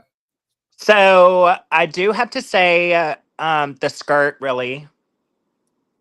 I'm not a big fan. Could have been kind of similar, a little bit more similar, minus the skirt. Don't like the skirt. Never want to see the skirt. I want to see it covered if somebody else is covered. I will say that the little ears and the makeup, that's okay. I mean, it's not giving 100%, but it's okay. But that skirt needed to be is a no-no. It needed to be something else. Other than that, it would have been fine. Yep. I think I wouldn't have done the skirt either. I think Suzie had the pants. Dakota. Ben says 10 out of 10, no notes. I'm rocking that pink nightie. And Tsunami, that backwards hat is a vibe. Thank you, Ben. Thank you. Thank you. We try to be visually appealing for our viewers. So I try to be real. Mackenzie. Girl. Gosh. I agree with Tsunami. So like how Suzie had the pantsuit, I think that her mother should have had like a dress, like a full-length dress in the same stripe print, either mermaid or just like straight down, something Let's similar. be honest, that does not look like Betty Boop. I was getting more like 50s, 60s, like the original Mickey Mouse is what I was getting. I wasn't getting Betty Boop either. I was getting like Mickey Mouse, like the original Mickey Mouse that Walt Disney first created. And it was just like a black and white, almost like a stick figure. I see circus. Yeah. Yeah. Circus mouse. Like, I just Googled 20s flapper headpiece, and I'm getting nothing that looks like, that. So her reference point is off. I'm not getting 20s. No, she's not off, Mama. She's a theater queen. She knows way more than us. Like, she is method, honey. She knows everything there is to know about theater. Like, the references are just so far ahead of what we can even comprehend. Ben said, Kenzie knowing me, who the fuck is this bitch being complimentary when V is not here? Facts. A mess.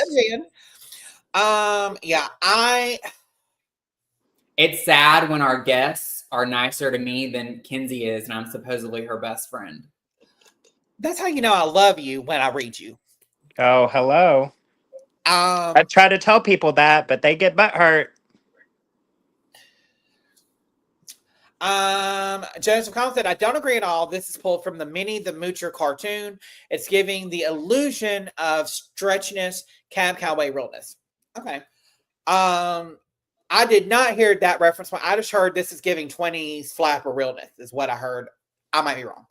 But even that, I wish if it was more of like the Minnie the Moocher cartoon, I wish that it was more of they were both wearing dresses, and I wish it was a little bit of a bigger dress with more of a little bit of a poof. More of like a mini look. I just think the stripe should have went all the way down for her mom, whether she kept it in a skirt length or not. It should have been the stripe all the way down, and it would have been family resemblance because their makeup is super similar.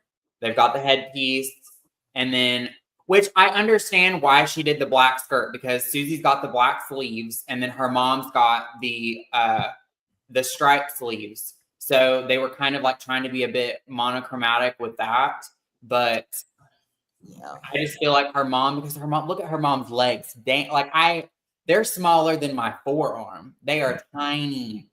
I feel like she's got a lot of health issues too, and they just didn't really touch on that. I feel like she did give her mom some hips, I'm pretty sure, because if you look under the skirt, you can kind of see how her thigh did out a little bit. So I'm pretty sure she gave her mom some hips. Well, and I also say, like, I don't, and it's not that I hate this look. Like, I would mop it. I would wear the pantsuit look in a heartbeat. I don't know that I would wear the ears and I wouldn't wear the face, but I would mop the, but it's like, we're just at the top 5. So, like, this is not, and I mean, yeah, while technically it may be harder to do a white face and it wasn't a good face. And I mean, honestly, at this point, they're wanting to see something glamorous, in my opinion. And this is just not, again, I feel like she overthought it, but I would mop it. I'm not going to say that it's like a popcorn pass, because I do like the look. It's just aesthetically not something that I would wear for myself. In the words of Tiffany Pollard. But I'm just going to say something between a mop it and a meh. Like, it's a good look. I just don't personally, I wouldn't wear it. Yep. I'm going to do a popcorn pass. Cool. Next up we have Miss Jewel Sparkles and Salicha Sparkles. Tsunami, you go first. Well, let me say, this is what I was talking about, where her and Sam Star were the most prepared. Sam being on a higher fashion level with it, and then Jules because Jules brought these looks, and she brought both of them so that she could probably do something like this, because that coat would have fit any person of any body size. I feel like that's why she wore it. I do feel like there needed to be something underneath there. There needed to be a reveal. There needed to be that, because that's just, I did not like this. I agree with the judges. I was waiting for a reveal, and I feel like they probably would not have been in the bottom had there been something underneath. Like, even if it was just like a fitted, like a fitted fur, not like a bikini, like a fitted fur, like tube dress or something, like something fitted to show their shape, like something cutesy that went with the theme. They could still make it simple. And it would have been cute. Because that is like, it's very, it just makes them look bigger than they are. It's very like bulbous. It's very, it just like adds weight, and it's not super flattering. It's cutesy. Like, it's something, Ariana Grande would have wore if she was going, to Alaska on vacation and she wanted to have a photo shoot, because she loves an oversized, super, super short moment. But I feel like they should have had something underneath. I would mop it personally. I think it's cute. I would wear something under it, for sure. But I do love the simplicity of it, and like the pastel colors, and that they're like mix matching. They have the same hair in a different color, the same jacket. They have the same legs. It wasn't as elevated to other people's, for me. It's not as elevated, but it's still cutesy, and it's definitely a family resemblance, and especially with it being her dad. I don't know. I would mop it. I liked it. What'd you say, Tsunami? Would you mop it or popcorn pass? Or is this I would potato? mop it. I think it's very winter vibes. Let's go outside and take some selfies, but be warm at the same time. I think the dad looks so good. The best out of anybody. Him and Sam's mom sold it the best. Absolutely, like full transformation. I give that a good mop it. Yep. And I also like the corresponding colors on each other. Very Eskimo ho. And I love the kneecaps, by the way. Very high def. Very Eskimo ho. Next we bring to the stage Miss On Your Nerve and None Your Business.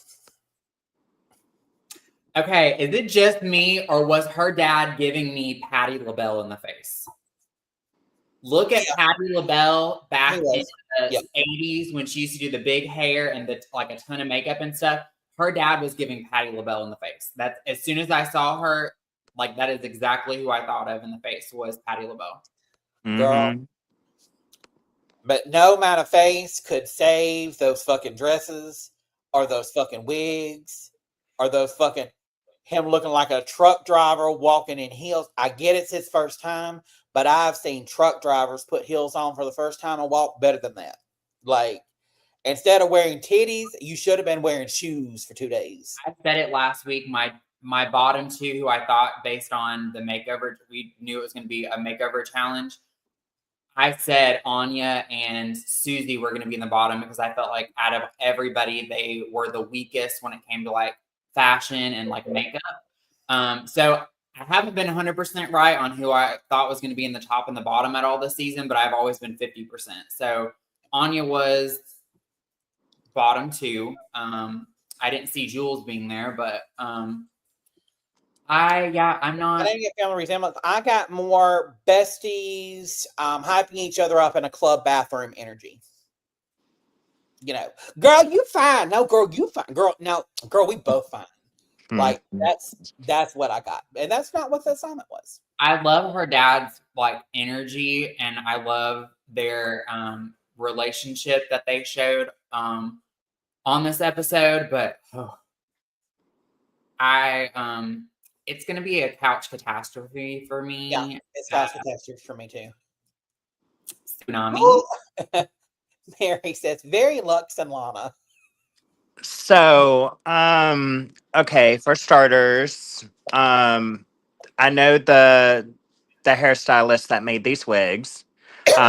Great job. Oh, the hair looks great, but it doesn't look great on them. Well, maybe it needs go ahead. It needs to be colored. It needs to be more color coordinated. See, you know what I'm saying? Mm-hmm. That's what. Yeah.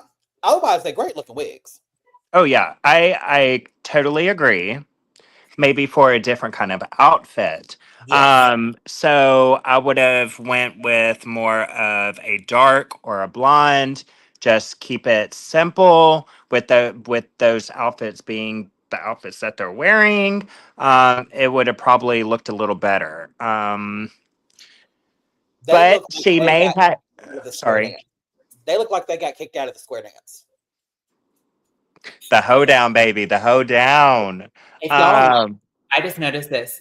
Does it look like Anya Nerve's dress is on backwards? Like how it's like low in the front and high in the back, and it's like complete opposite of her dad's dress. It's literally like her dress is backwards.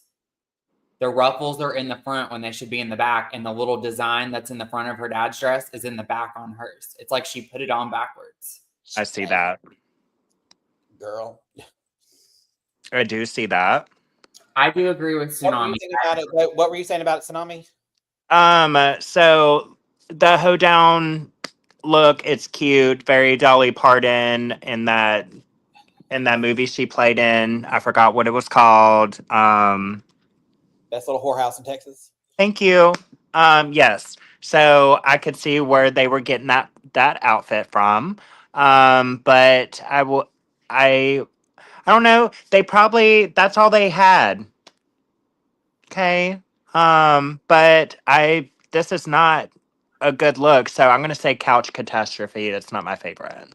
The hair, like the wigs could not save this alone, but the wigs, I know they were trying to color coordinate, but I don't feel like the outfits and the wigs are color coordinated. Like the wigs are giving like baby doll, but the dresses are giving like saloon girl, and the colors and the shoes aren't even really coordinated. Like the one dress is black with green, so I could understand the green wig, even though the wig doesn't really match the aesthetic of it. But her dress is pink with like a tan color, and then she has the yellow wig with the hot pink bow. Like it's just the color scheme is not coordinated like at all.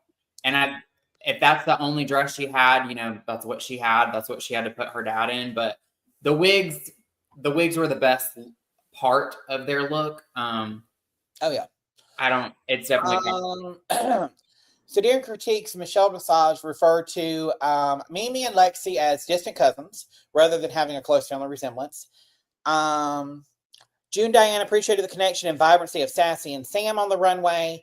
LaRoche told Queenie and Suzie that her looks with Queenie were the, quote, most fashion-forward looks of everyone on the stage, end quote.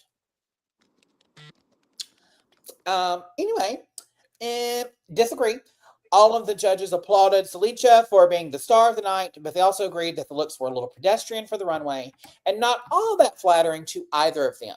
June and Diane Law both thought that Nunya and Anya's runways were among the worst of the night, and they came across as two young girls telling each other that they look good when they don't.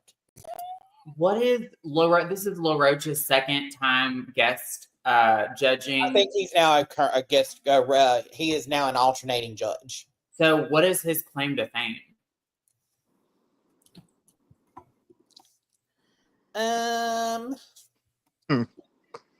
Because that's me. Like I don't know. I just don't really. I don't vibe. Roach is an American fashion stylist and judge who has worked with celebrities like Zendaya, Celine Dion, and Tom Holland. In 2022, he's recognized as an innovative work with the first Stylist Award. Roach is known for his deep dives into designer archives and is credited with reinventing Celine Dion's style in 2017. He became the first Black stylist to appear on the cover of Hollywood Reporter's Stylist and Stars issue alongside Celine Dion and Zendaya. Yeah, so he's a famous stylist. I don't know. Like, I'm not going to say I don't like him because I don't know him. I just don't vibe with LaRoche. Like I don't agree with his critiques. I didn't agree with his critiques. Mary says legendary, question mark. More like legs and dairy. I disagreed with his critiques the last time. And because I think when he was on the last time is when Crystal Envy was on, if I'm not mistaken. Okay. And hold on. Let me go back up. It's not that I don't dislike him. I just don't vibe with him. Like there's been a couple of like guest judges or judges on other franchises that I haven't vibed with. Like what was the I'm wrong. He was the episode he was on is when it was Hormona Lisa got eliminated. And it was Hormona and Lana Jarre that were in the bottom two. Okay. Because I disagreed and said that I felt like Hormona's lip sync was better than Lana's was. But yeah, anyway. Yep. So anyway, we find out that the winner for this week is Miss Sandstar. Well deserved. Yep. I completely agree. There was nobody else that even came close, in my opinion. She had the strongest, most cohesive look, so she deserves to have one this week. Yeah. Then we find out that the bottom two of the week are Jewel Sparkles and Anya Nerve. Do we agree? They were the bottom, so I agree. Okay. Well, no. I take that back.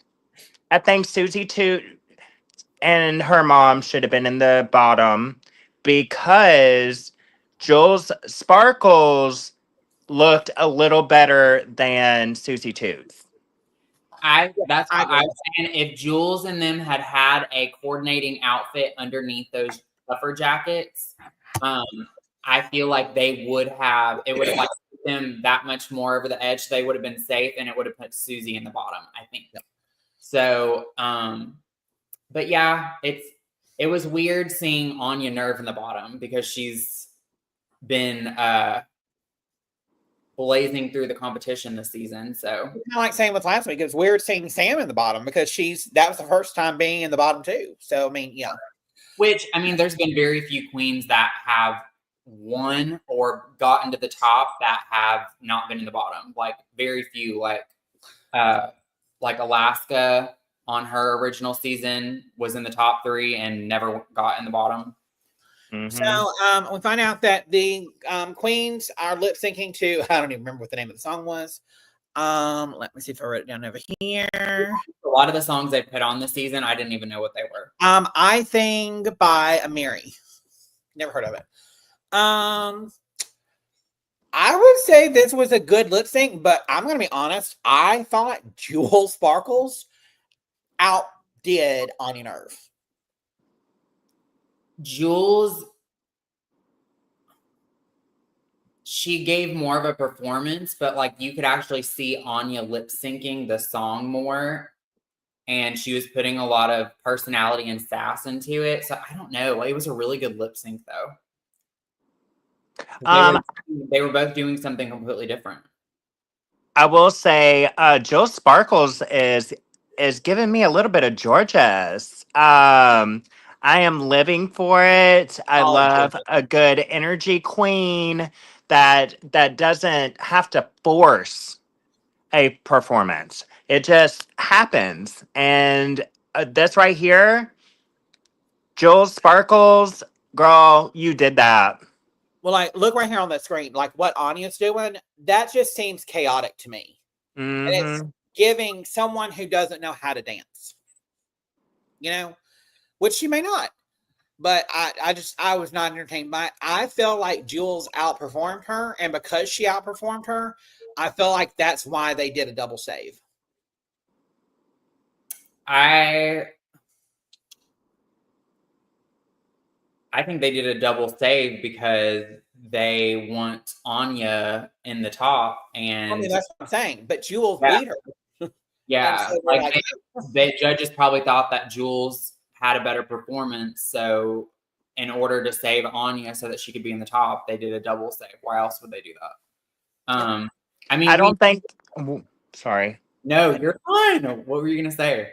I don't think they expected what they got. And that's why they had to save both of them.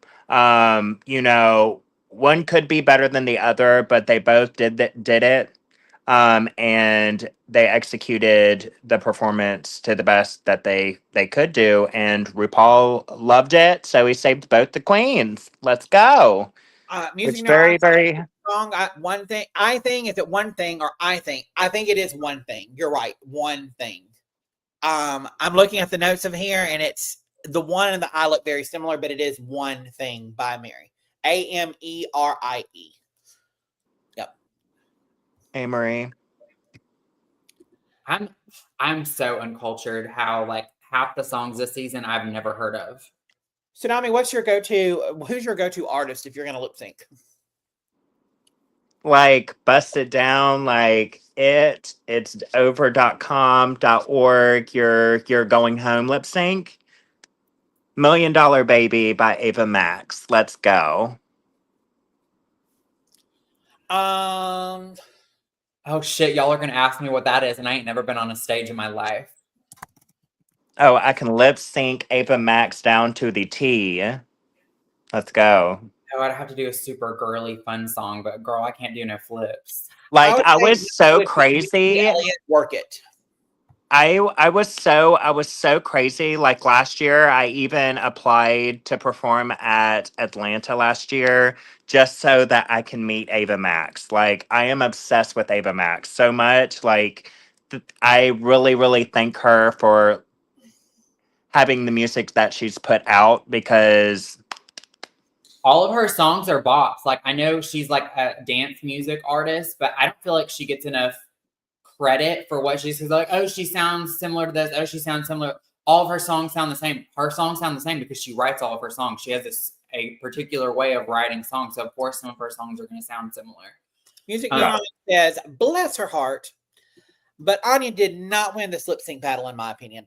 Completely. I definitely saw that. I feel like they were both strong in their performance, but they obviously saw that Jewel was that much better, like just a little bit better in the performance. And they're like, oh, well, we can't send Anya home.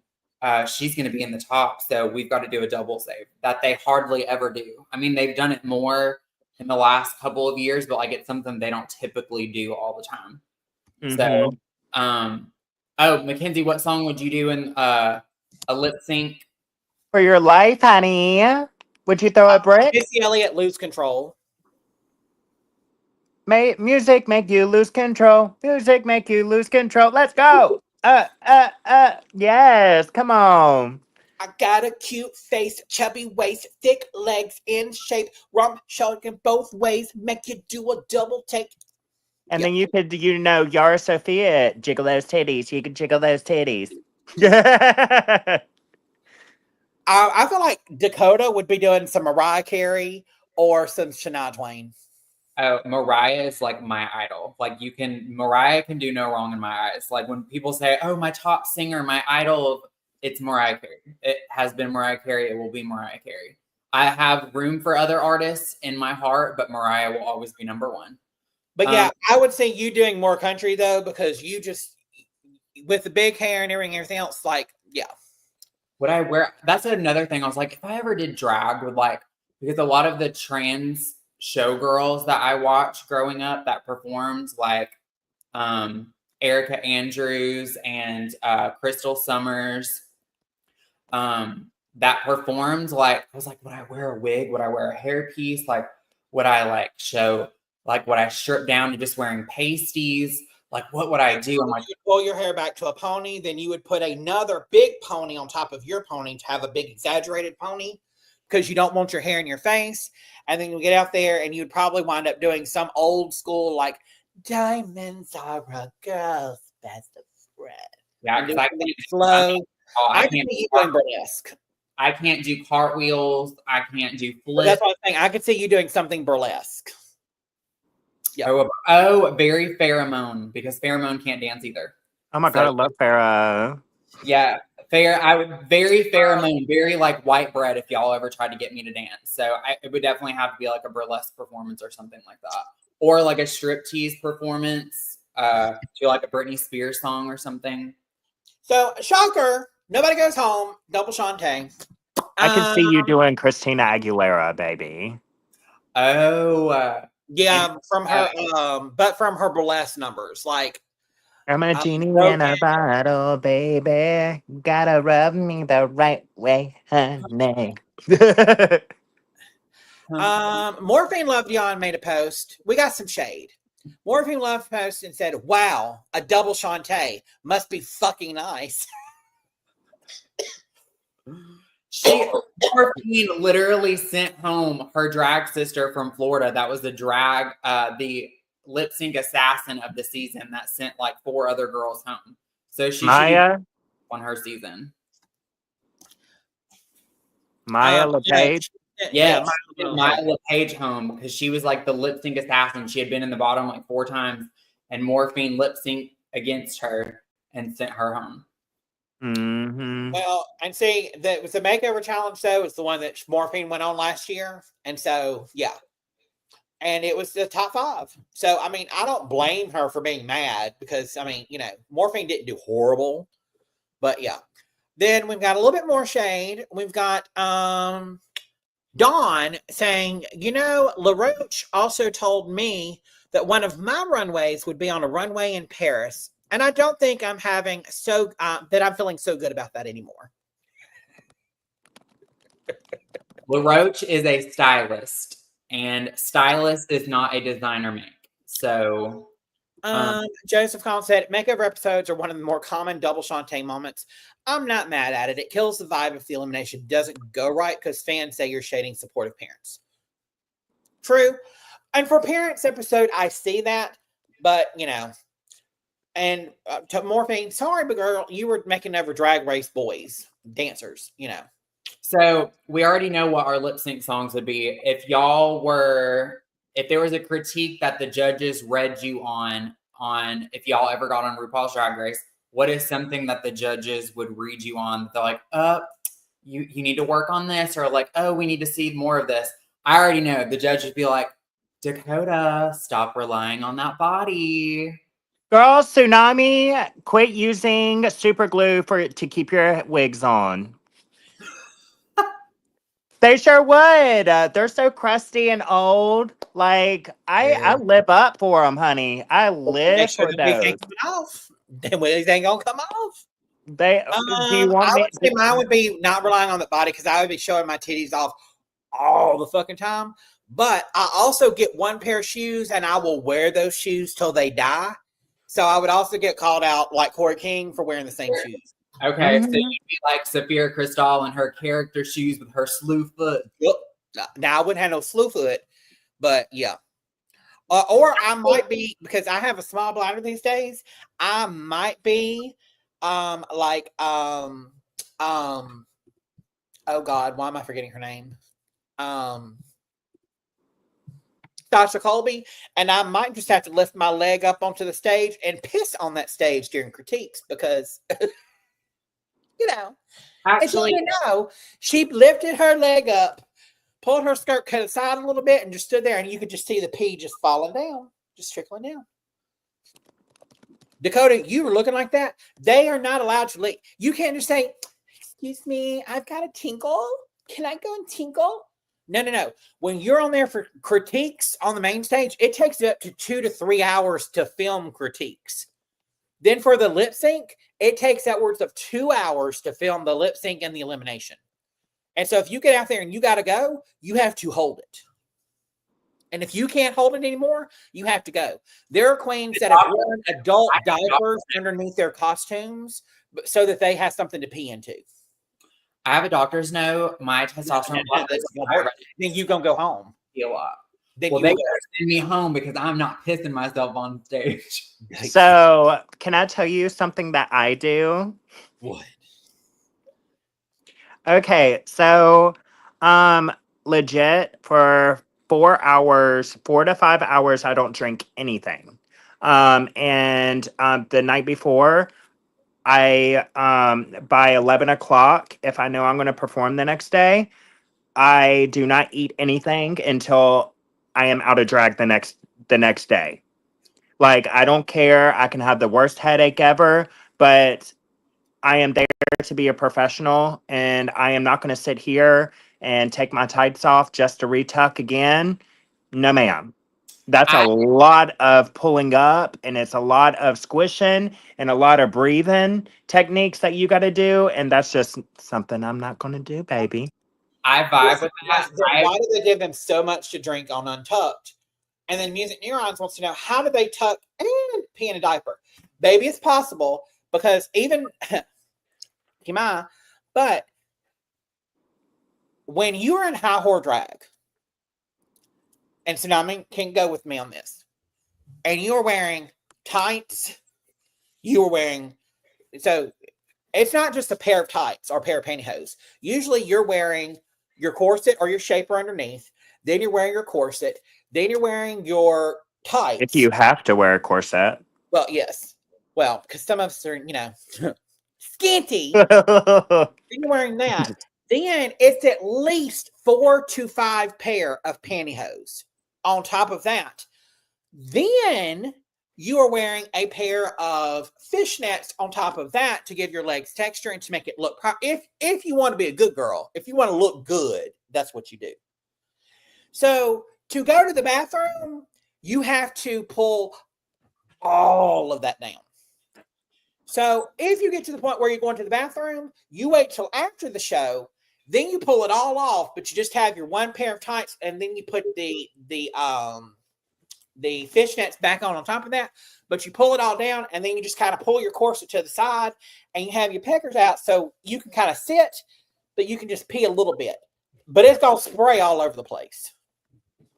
But a lot of these queens are not tucking and going down. A lot of these queens, and you can tell from the costumes that they wear, they're just pushing the balls up, wearing something tight, and pulling that pecker up and to the side. They are not tucking down between their legs. Says that pecker. They're pulling that pecker to the side, girl. They are. And you can tell the queens that do that when they're on the runway, if they have a bulkier thing or if it's more of like, you can tell the fit of a costume when they're not tucking. And half of these queens are not tucking. And then Joe Scott said, and let's not forget the lights, which make the makeup feel suffocating on your face. That. We have a little bit more drama. Aiden Zane. Who?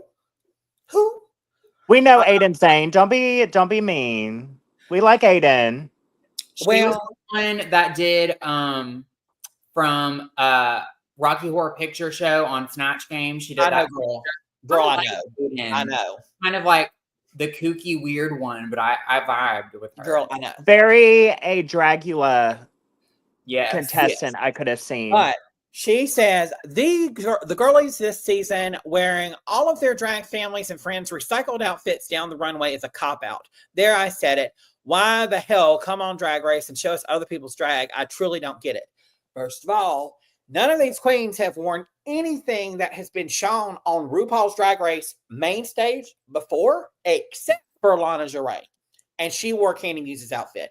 Everything else has been worn outside of Drag Race or something else. With the exception of that Trinity dress, which she wore on Celebrity Drag Race one time, but the dress has been changed and altered with an overskirt added. On the earlier challenges. Do what? Corey King wore one of Monet Exchange's dresses. Monet did not wear that on the main stage, though. Monet wore that on Work the World Tour. That was not on the main stage. So, and with oh God, what's her name? Trinity the Tuck. That blue dress, the one that Sam won in, Trinity did wear that on Celebrity Drag Race, but it has been altered. It has been rhinestoned. It had blue rhinestone butterflies added to it, and it had an overskirt made and added to it. So it's not the same look. But anyway, Trinity the Tuck responded and said what Corey King said. I didn't see what Corey King said. And if we're going to be fully honest today, what season were you even on? Because all I remember was the wig. I'll always give the girls who can't. It's always the girls that can't that have the loudest mouth. So what's good? And then said, and baby doll, had you asked, I would have let you rummage and it might have helped you, meaning rummage through her closet.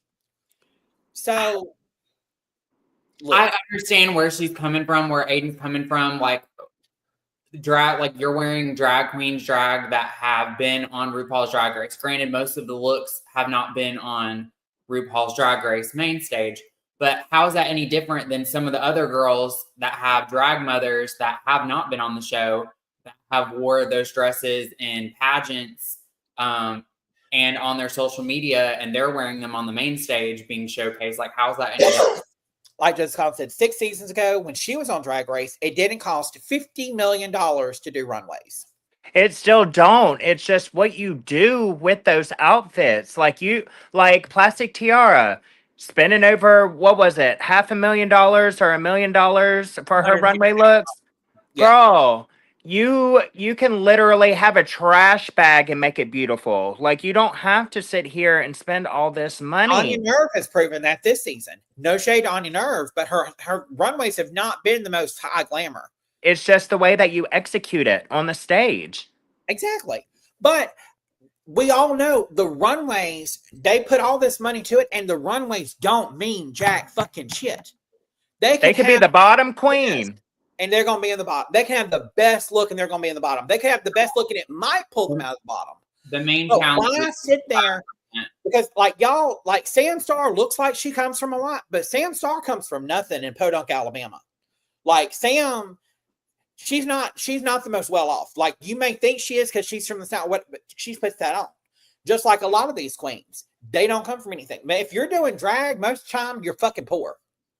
Like, unless you've been doing it for 50 years, like Trinity the Tuck, and you've won a ton of pageants, or Bianca Del Rio, like, you didn't come into this with a lot of money, you know. But even Bianca Del Rio, when she did, all the things she came in with a lot of good stuff with her wigs and her experience, you know.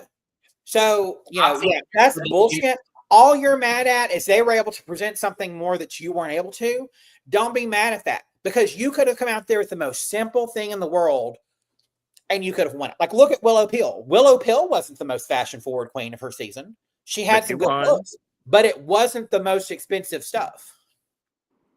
And she won. With her rhinestone wedge clogs. Congratulations to Peppermint. Miss Peppermint got married this past weekend. And her maid of honor was none other than Monet Exchange. Monet looking like a snack in that dress. Come on, Monet. And then finally, what do y'all think about this list? Somebody put the best runway packages of every season. Season 1, Chanel. I agree. Season 2, Raven. I agree. Season 3, Raja. I agree. Season 4, Chad. Season 5, Detox. Season 6, Courtney Act. Season 7, Violet Chachki. Season 8, Kim Chi. Season 9, Sasha Velour. Season 10, Aquaria. Season 11, no one. That's so shady. Season 12, Jada. I disagree. Season 13, Simone. Season 14, Willow Pill. Disagree. Season 15, Mistress Isabel Brooks. Disagree. I would say Sasha Colby. Season 16, Plasma. I would disagree. What about fucking Q? Q's fucking looks every fucking week were fucking phenomenal. Like, Q was hands down the best runway package to me. Yeah, that's literally subjective. Like, I feel like the first couple of seasons they were kind of correct on, because the first couple of seasons they didn't really have any money and they were just showcasing what they had. And there was a couple of girls that I would say up till season 10, it's very, very, I would agree. But yeah. Because who was even, what, season 11? Let's see. Hold on, let me go back. Season 13. Read some of these comments. I haven't even read any of the comments. Season 11. That was Evie Oddly's season. So Brooklyn Heights. I think Brooklyn Heights had some of the best looks in that season. Yeah, definitely Brooklyn Heights. Brooklyn Heights was. Sometimes it's like how they model them. Or Akaria Davenport. Akaria had some good looks that season. Like, yeah. Question: what were you all's best and worst LaRoche moments? This one was LaRoche flirting with Anya Nerve's dad. That was hilarious. Like, she's like, my number is. Yeah, if you want Anya to be the winner of this week's episode, you can meet me in my trailer in 30 minutes. I would say the worst was when he said that Suzie Toots' looks were the most fashion-forward looks of this season. Girl. Yeah, obviously, Susie's delusion is contagious, and LaRoche has caught that when she walked by on stage. Yep. I don't feel like it's a horrible look overall. I just don't think that it was as strong and fashion forward as LaRoche made it out to be. So we are still in the top 5. So Music Neuron said my body would slay. My body would slay on what? I think that was just a comment from earlier talking about something you said. Talking about us on Drag Race. Yeah. Okay. Who do y'all think is going to take home the crown? I mean, I would love to see our Alabama queen, Sam Starr, take the crown, but I think Anya's a shoo-in this season for winner.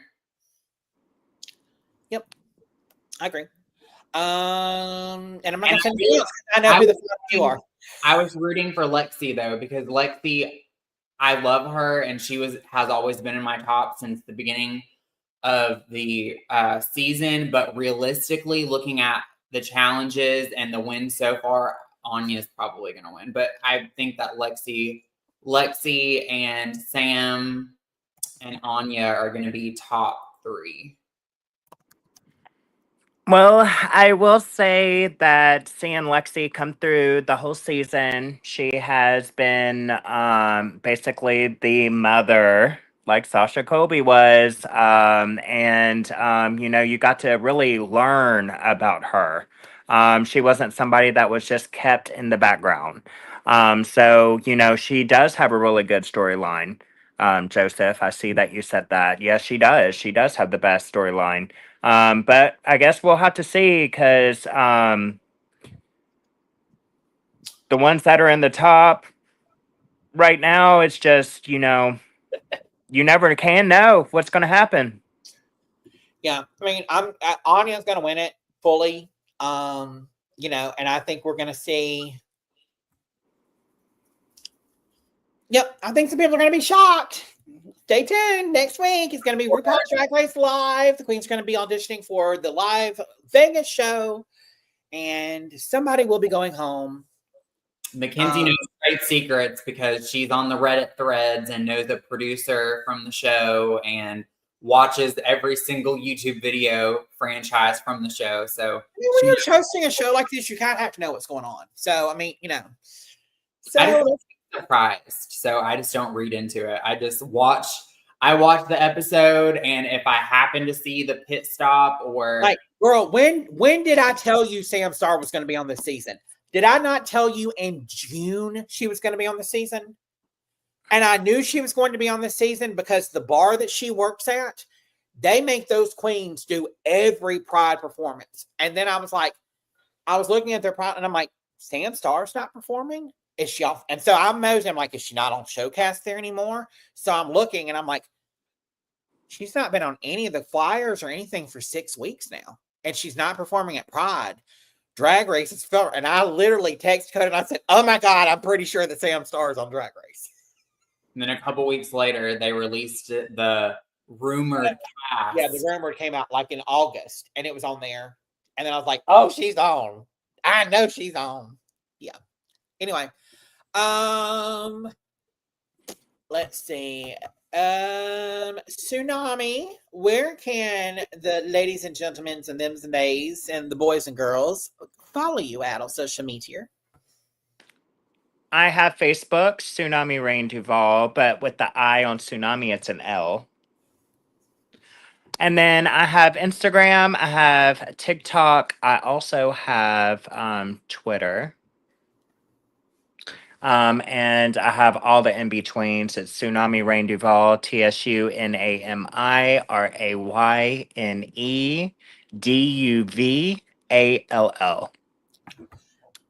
And Miss Dakota, where can they find you at?